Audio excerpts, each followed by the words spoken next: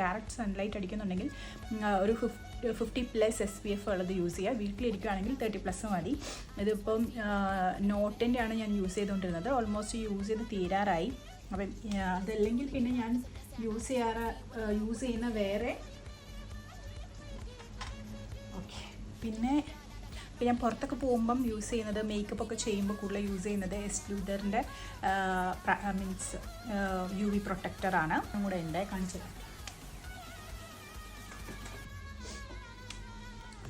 Okay. In case of ചില സമയത്ത് makeup ഇടാതെ നമ്മൾ പുറത്തൊക്കെ പോകുന്ന സമയത്ത് ഞാൻ യൂസ് ചെയ്യുന്നത് സെറ്റാഫിലിൻ്റെ ഒരു ടിൻറ്റഡ് ആയിട്ടുള്ള സൺ പ്രൊട്ടക്ഷനാണ് കേട്ടോ. ഇത് 50+ SPF വരുന്നതാണ്.